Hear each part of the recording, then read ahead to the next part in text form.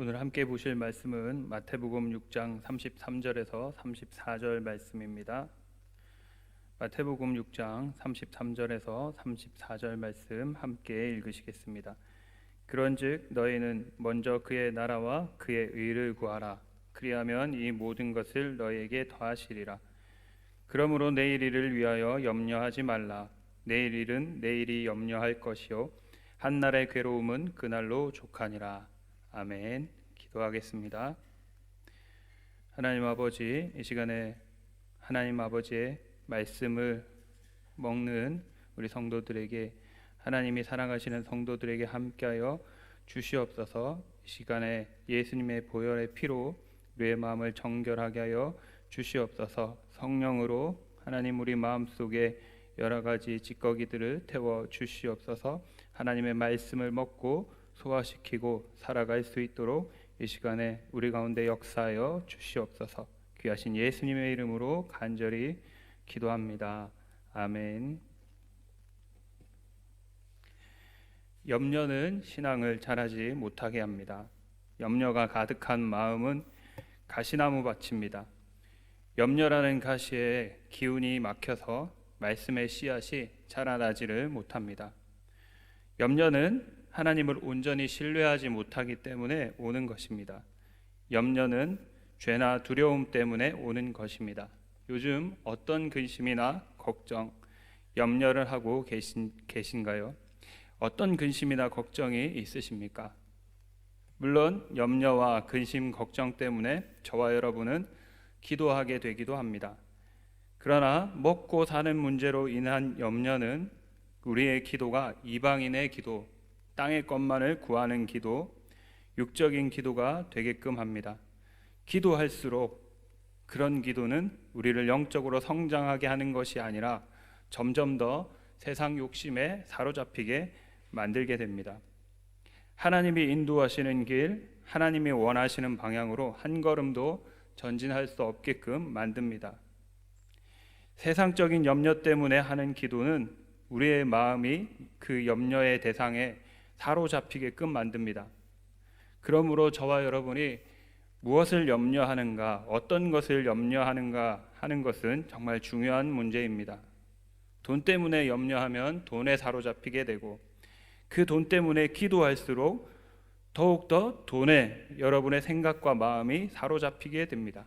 기도하면서도 하나님을 바라보는 것이 아니라 돈을 향한 갈망이 더 깊어지고 더 강해지는 것입니다.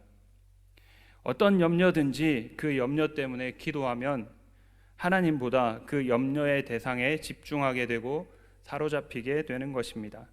그래서 예수님께서는 오늘 기도와 염려를 연결시켜서 가르쳐주고 계신 것입니다. 세상 것에 대해서 염려하지 말라고 하시면서 먼저 그의 나라와 그의 의를 구하라고 하십니다.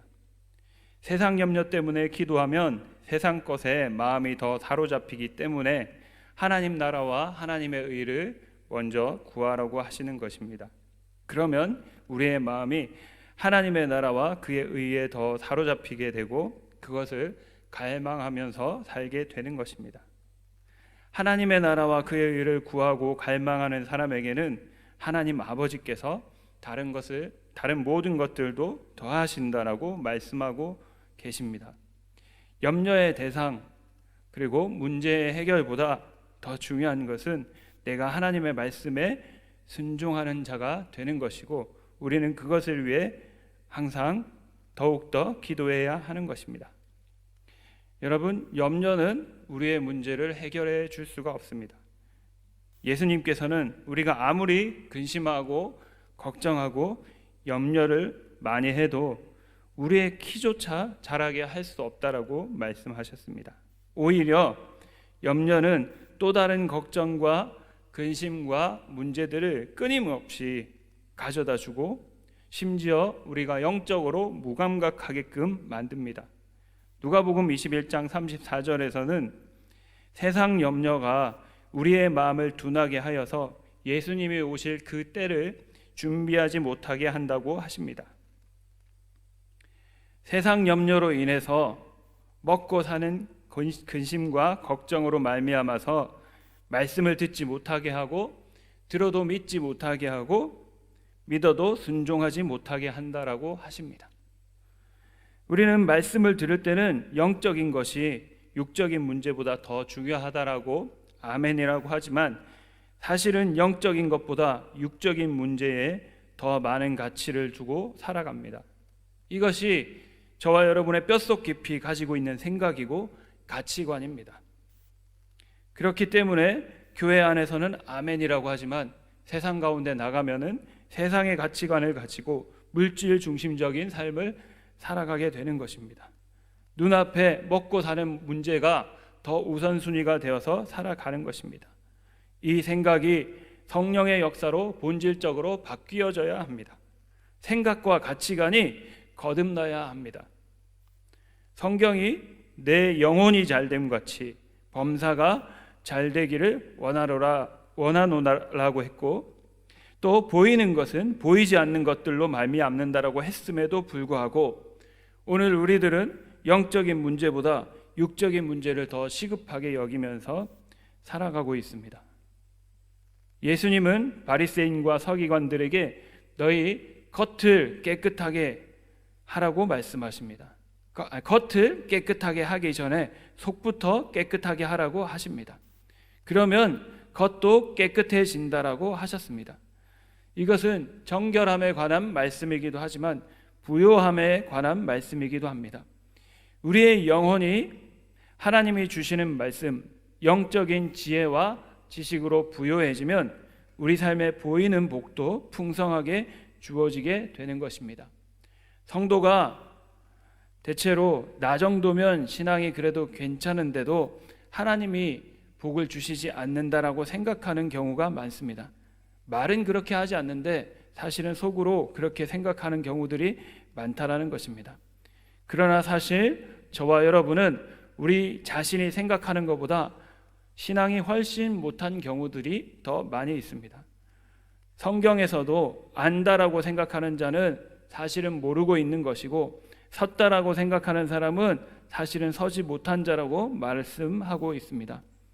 우리 스스로를 정말로 낮은 자로 여기고 겸손해지고 그래서 하나님의 은혜와 진리와 지혜와 지식을 갈망하고 사모하면 저와 여러분의 영혼이 부요해지고 삶에 보이는 영역에서도 하나님이 주시는 복이 임할 줄로 믿습니다. 동양의 가르침에도 사람이 자기를 먼저 깨끗하게 해야 가정을 바르게 세우고 가정을 바르게 세워야 나라도 다스리고 천하도 평안하게 한다라고 말하고 있지 않습니까?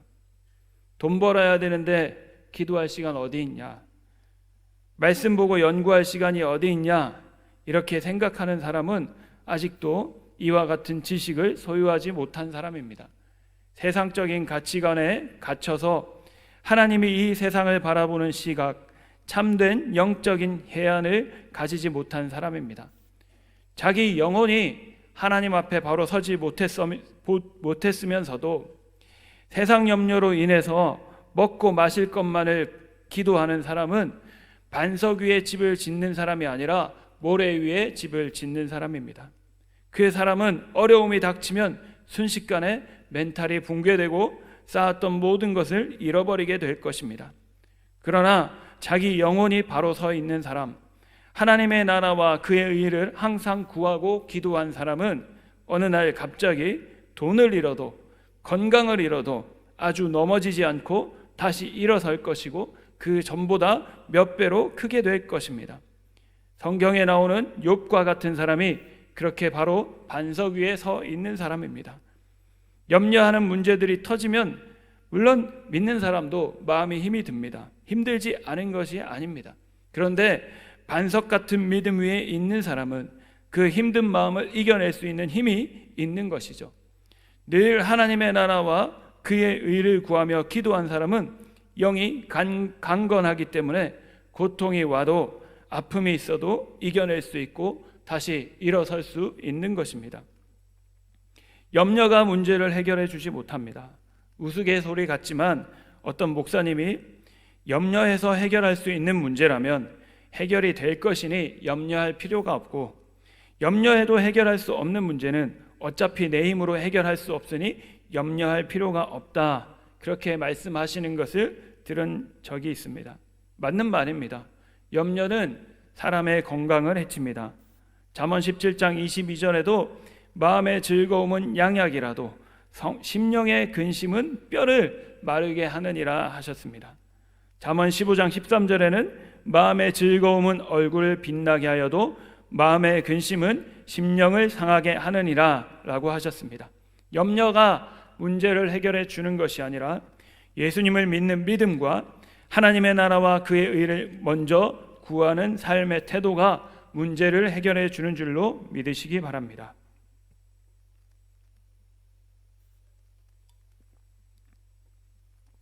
예수님은 우리가 염려하지 않아도 되는 이유에 대해서 말씀하시기를 하나님 나라와 그의 의를 먼저 구하는 자에게는 아버지 하나님께서 모든 것을 다 더하시기 때문이라고 말씀하셨습니다. 여러분, 여러분이 믿고 있는 하나님은 어떤 분이십니까? 성경은 하나님이 우리의 아버지가 되신다고 말씀하고 있습니다.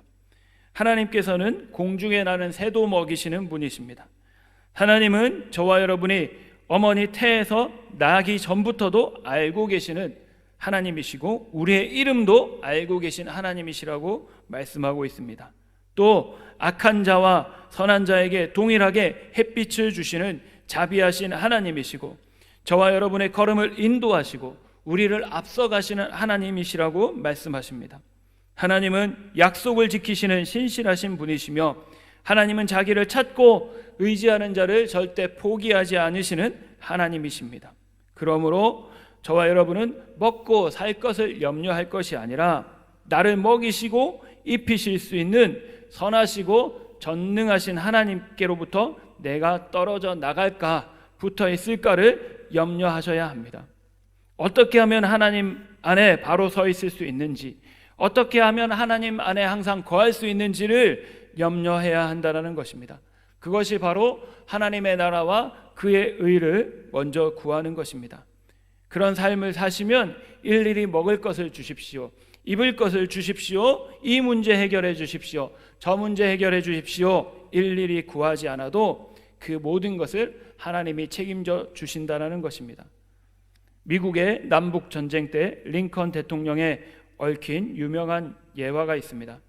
한창 전쟁이 치열할 때 링컨 대통령이 기도하는 것을 보고 참모가 이런 말을 했다고 합니다. 각하, 남쪽에 리 장군도 하나님께 승리를 위해 그렇게 열심히 기도한다고 하는데 하나님이 저희 편이면 좋겠습니다.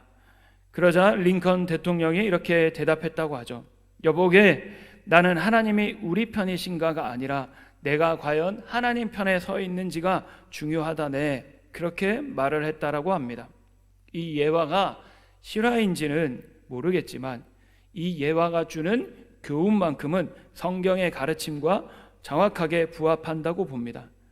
전쟁 하나하나를 이기게 해달라고 기도하는 것이 아니라 전쟁을 이기게 하시는 하나님 편에 내가 서 있으면 되는 것입니다. 내가 하나님 편이면 되는 것입니다. 내가 하나님의 뜻대로 살아갈 생각이 없는데 하나님이 내 편을 들어주실 수는 없는 것입니다. 우리가 하나님의 주인이 아니라 하나님이 우리의 주인이십니다. 돈을 주십시오, 양식을 주십시오, 집을 주십시오, 그렇게 기도하실 것이 아니라 하나님, 내가 하나님 안에 있게 해 주십시오, 내가 하나님의 뜻대로 살아가게 해 주십시오, 그렇게 기도해야 합니다. 하나님 안에 있으면 하나님 안에 속한 모든 풍성한 것들을 충분하게 공급받으실 수 있는 것입니다. 이것은 하나님의 약속이십니다. 하나님은 약속을 지키시는 신실한 분이십니다. 전능하시고 사랑과 자비가 충만하신 하나님 편에 당신이 서 있지 않다면 당신은 하나님이 주시는 진정한 복을 누릴 수가 없습니다. 그러므로 지금 당장 무엇을 주십시오, 어떻게 해 주십시오 보다 그 모든 것을 공급하시는 하나님 편에, 하나님 안에 내가 있게 해달라고 기도하시기를 축복합니다. 이스라엘의 역사를 보면 하나님이 보시기에 선한 왕들은 끊임없이 하나님이 그를 부강하게 하시고 전쟁마다 이기게 하시는 것을 볼 수 있습니다. 혹시 한번 넘어질지라도 다시 일어나게 하시는 것을 보게 됩니다. 그런데 하나님을 온전히 의지하지 않고 자기 뜻대로 나라를 다스리는 왕들은 어떤 특정한 때에만 하나님이 도우시는 것을 보게 됩니다. 결국 끝이 좋지가 않습니다. 문제가 있을 때만 기도하는 것이 아니라 평소에 하나님 말씀 안에 거하는 사람이 되도록 자기의 영혼을 위해서 기도하시기 바랍니다. 그러면 급한 순간에도 하나님이 붙들어 주십니다. 요셉은 늘 하나님 앞에 바로 서려고 했습니다. 꿈꿀 때만이 아니라, 총리일 때만이 아니라, 그가 노예로 팔려갔을 때에도, 억울하게 감옥에 갇혔을 때에도 그는 하나님을 찾고 하나님의 말씀에 순종하려고 했습니다. 평안할 때에도, 어려울 때에도 하나님의 시선을 의식했습니다. 평소에 먹고 살 문제로 염려하고 기도하시기보다 하나님 안에 거하는 자가 되게 해달라고, 하나님의 뜻대로 사는 자가 되게 해달라고 열심히 기도하시고, 이런 기도를 평소에 쌓아두시기를 바랍니다. 평소에 말씀의 지혜와 지식을 쌓아두시기 바랍니다. 영적인 저축을 하시기를 바랍니다. 물질적인 저축보다 영적인 저축에 더욱 힘쓰시기 바랍니다. 성경에 보면 예수님이 어리석은 부자에 대해서 이야기하지 않으십니까? 한 어리석은 부자가 농사를 지어서 풍년이 되었습니다. 많은 수확물을 거두었는데 그것을 저장해 놓을 창고가 없어서 창고를 크게 짓고 거기에다가 수확물을 다 넣어놓고 이제는 많이 쌓아 두었으니 평안하게 먹고 자고 쉬자라고 말을 했는데, 그것을 보신 하나님이 어리석은 자야, 오늘 내가 너에게서 생명을 취하면 네가 거둔 것들이 누구의 것이 되겠느냐라고 말씀하시죠. 여러분, 우리는 세상을 살면서 이런 경우들을 많이 보지 않습니까? 좋은 직장을 들어가고 좋은 학교를 들어가고 돈을 많이 벌었는데 그것을 사용하지 못하고 병들거나 목숨을 잃게 되는 경우들이 있지 않습니까? 하나님 말씀을 보면 모든 것을 거두고 쌓아두고 그것을 누리게 하는 그런 행복은 하나님이 허락하시는 것이라고 말씀하고 있습니다. 그러므로 물질을 쌓아두는 것보다 하나님께 대하여 부유한 자가 정말 지혜로운 자입니다. 위기가 온다라고 두려워할 것이 아니라 위기가 오기 전에 하나님과 더욱 깊고 친밀한 관계 가운데로 들어가시기를 바랍니다. 주기철 목사님이 이런 말씀을 하셨어요. 사망할 때에 있던 믿음도 도로 잃기가 쉬울지언정 없던 믿음을 그때에 찾기는 어려울 것이다. 우리는 보통 생각합니다. 즐길 것 다 즐기고 죽을 때 돼서 죽을 날이 가까우면 바로 서면 되지. 그런데 오늘 주기철 목사님이 하신 말씀을 보면 그러기가 쉽지가 않다라는 것이죠. 세상살이 염려하지 마시고 하나님을 향한 신뢰와 믿음을 강하게 하시기를 축복합니다. 그것을 구하시고 그것을 훈련하시기를 바랍니다. 위기가 올 것을 염려하지 마시고 위기를 하나님 안에서 신앙으로 준비하시기를 축복합니다. 예수님이 저와 여러분에게 염려하지 말라고 하신 이유는 하나님이 우리 인생이 하나님을 의지하면 늘 꽃길만 걷고 늘 평탄한 길만 걷기 때문이 아닙니다. 하나님의 안에 있는 사람일지라도 믿음의 시련도 있고 핍박도 있고 고난도 있습니다. 예수님도 핍박을 당하고 십자가를 지셨습니다. 또 우리가 예수님을 믿어도 연약한 부분이 있고 여전히 변화되지 않는 옛사람의 속성 허물들도 있기 때문에 하나님께서 그것을 고치시고 깨끗하게 하시고 훈련시키시기 위해 어려움을 주시기도 하십니다. 그럼에도 염려하지 말라고 하시는 이유는 하나님이 우리를 위해 가장 좋은 결말을, 해피엔딩을 예비하고 계시기 때문입니다. 지금 흔들리고 넘어지고 아프고 슬퍼도 우리의 끝이 해피엔딩인 것을 예수님은 알고 계시기 때문에 염려하지 말라고 하시는 것입니다. 조교가 군대에서 군인을 혹독하게 훈련시키는, 훈련병들을 혹독하게 훈련시키는 이유는 그 훈련을 통해 그가 강하게 되고 그 사람이 승리하는 용사가 될 것을 알고 있기 때문입니다. 지금은 훈련받는 그 훈련의 대상이 조교를 욕하고 헐뜯어도 결국은 훈련을 끝나고 나서는 자기가 잘 훈련된 군인이 된 것을 깨닫고 그 힘든 훈련의 과정에 대해서 감사하게 될 것을 아는 것이죠. 그래서 하나님께서는 우리를 훈련시키시고 예수님은 염려하지 말라고 하시는 것입니다. 예레미야 29장 11절에서 13절 말씀을 기억하십니까? 나 여호와가 말하노라 너희를 향한 나의 생각은 내가 안 하니 재앙이 아니라 곧 평안이요 너희 장래에 소망을 주려 하는 생각이라. 너희는 내게 부르짖으며 와서 내게 기도하면 내가 너희를 들을 것이요 너희가 전심으로 나를 찾고 찾으면 나를 만나리라. 하나님이 우리를 위해서 가지고 계신 생각은 재앙이 아니라 평안이고 우리의 장래에 소망을 주시는 것입니다. 하나님은 무턱대고 복을 주시는 것이 아니라 복을 주시기 전에 그 복을 받을 만한 그릇이 되게끔 저와 여러분을 훈련시키시는 분이심을 성경을 통해서 깨달으시기를 바랍니다. 성경은 모든 염려와 근심을 물리치되 한 가지 종류의 근심을 권장하고 있습니다. 그것은 어떤 근심이냐? 하나님의 뜻대로 하는 근심입니다. 하나님의 뜻대로 하는 근심이 무엇이겠습니까? 내가 지금 하나님 편에 서 있는가? 내가 말씀대로 잘 가고 있는가? 그것에 대한 근심입니다. 이런 근심을 늘 하는 사람은 바로 서 있는 사람입니다. 마음이 항상 하나님께 있는, 하나님을 경외하는 겸손한 사람입니다. 깨어있는 사람이고 지혜가 있는 사람이고 하나님을 공경하는 사람입니다. 이 근심이 사람을 살게끔 만듭니다. 이 근심이 우리를 좌로나 우로나 치우치지 않게끔 합니다. 반대로 늘 세상살이 근심 걱정 염려로 가득하면서 자기가 하나님 말씀대로 살지 않는 것에 대해서 아무런 감각이 없는 사람은 미련한 사람입니다. 앞일은 걱정하고 손에 잡히지 않은 막연한 행복을 꿈꾸면서 오늘 눈앞에 해야 될 일들을 놓쳐버리고 감사의 제목을 놓쳐버리고 살아가는 사람입니다.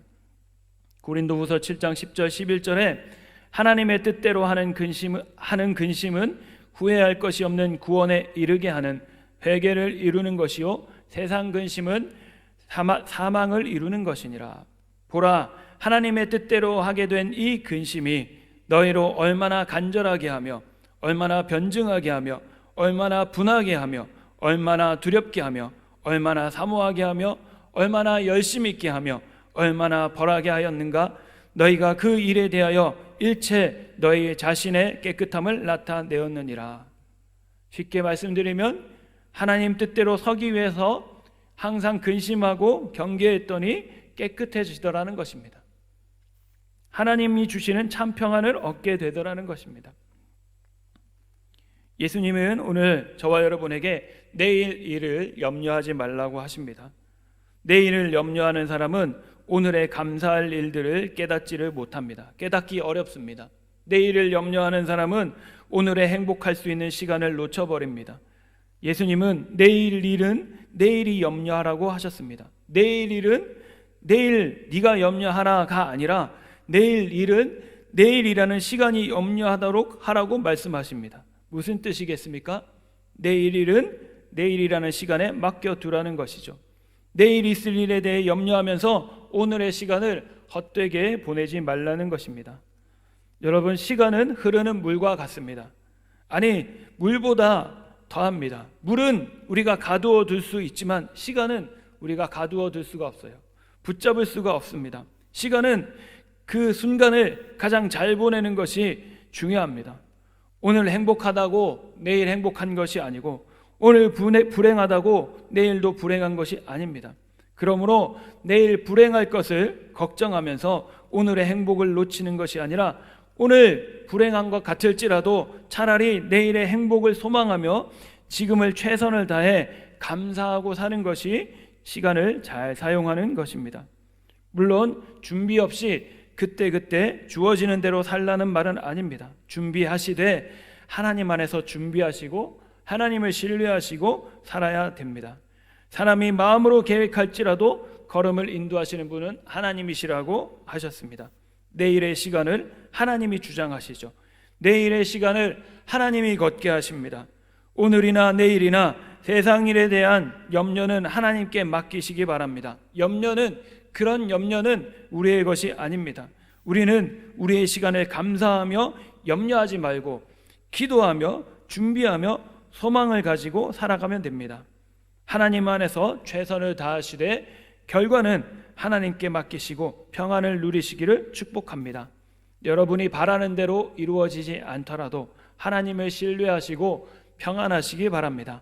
항상 말씀드리지만 하나님은 큰 그림을 그리시는 분이시고 이미 해피엔딩을 준비해 두셨습니다. 베드로전서 5장 7절에 너희 염려를 다 주께 맡기라 이는 그가 너희를 돌보심이라 말씀하고 있습니다.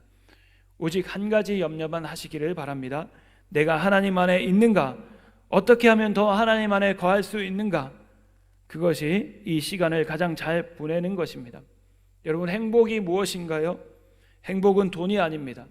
행복은 명예나 인기나 권력이 아닙니다. 행복은 막연히 멀리 있어서 애쓰고 힘써서 기다려야 붙잡을 수 있는 것이 아닙니다. 행복은 지금 이 순간을 가장 기뻐하고 감사하면서 사랑하면서 보내는 것입니다. 시편 73편 28절에 하나님께 가까이함이 내게 복이라. 내가 주 여호와를 나의 피난처로 삼아 주의 모든 행적을 전파하리다 라고 했습니다. 이런 말씀들이 있습니다. 전도서와 잠언, 지혜서들을 보면 이런 말씀들이 있습니다. 가난하여도 지혜로운 젊은이가 늙고 둔하여 경고를 더 받을 줄 모르는 왕보다 나으니.